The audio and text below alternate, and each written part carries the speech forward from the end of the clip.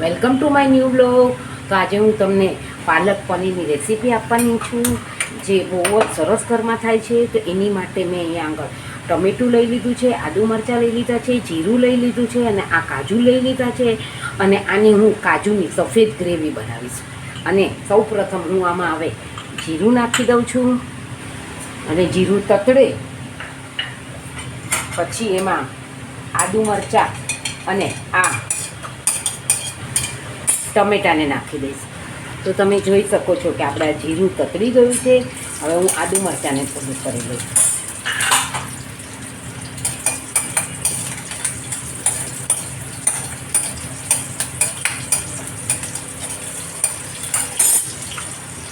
ને હવે આદુ મરચાં થઈ ગયા છે. હવે હું ટમેટાને નાખી દઈશ.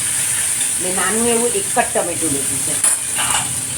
તમે જોઈ શકો છો કે મેં એક નાનો એવો ટુકડો તજનો નાખ્યો છે અને હું એકાદ લવિંગનું પણ આમાં સતરાવી દઈશ.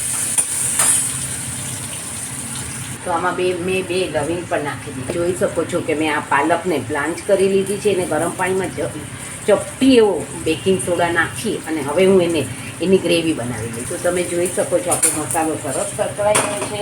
હવે મેં આમાં ઘી લઈ લીધું છે 1 ટીસ્પૂન જેટલું.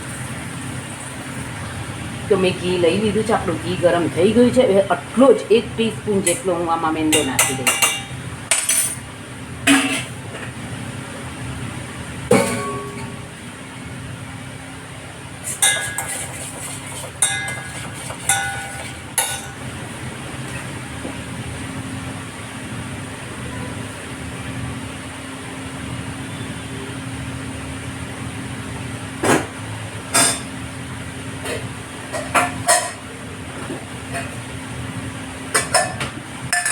ને આ મેંદો સતરાઈ ગયો છે એટલે હવે હું આમાં 1/4 કપ જેટલું દૂધ નાખી દઈશ અને એમાં જ હું કાજુને ચડવા દઈશ.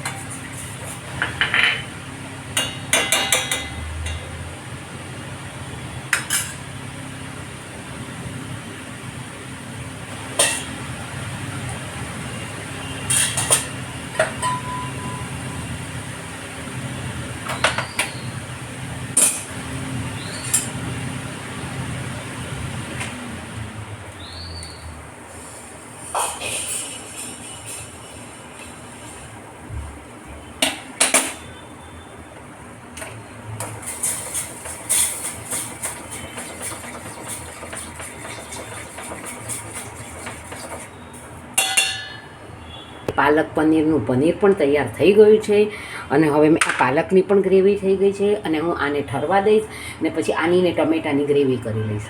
તો તમે જોઈ શકો છો કે આપણું આ થઈ ગયું છે. હવે હું આને ઠરવા દઈશ. તમે જોઈ શકો છો મેં આમાં તેલ મૂકી દીધું છે અને મેં આ ગ્રેવી પણ તૈયાર કરી દીધી છે. હવે હું આમાં ગ્રેવીને આમાં સાતળી દઈશ. તેલમાં એને સાતળવા દઈશ.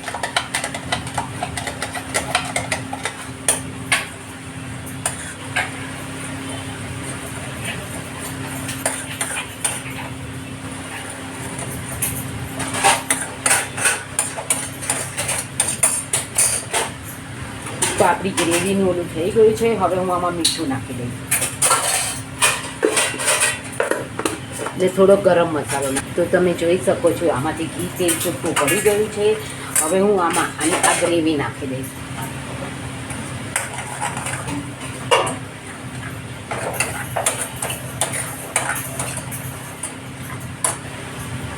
તો તમે જોઈ શકો છો કે આપણે આ પાલક પનીરનું શાક તૈયાર થઈ ગયું છે. એને જરા 5 મિનિટ માટે હચવચવા દઈશ અને પછી એની ઉપર પનીર ભભરાવી અને એને આમાં સર્વ કરીશ.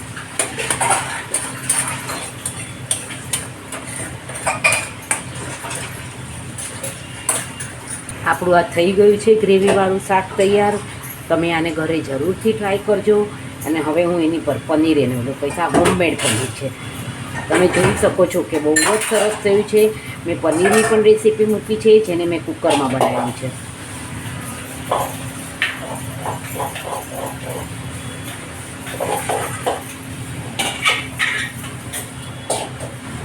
તો તમે આ રેસીપીને જરૂરથી ફોલો કરજો અને જરૂરથી ઘરે બનાવજો અને નવી નવી રેસીપી જોવા માટે મારી ચેનલને સબસ્ક્રાઈબ કરજો. Thank you for watching my video. Like share and subscribe. See you two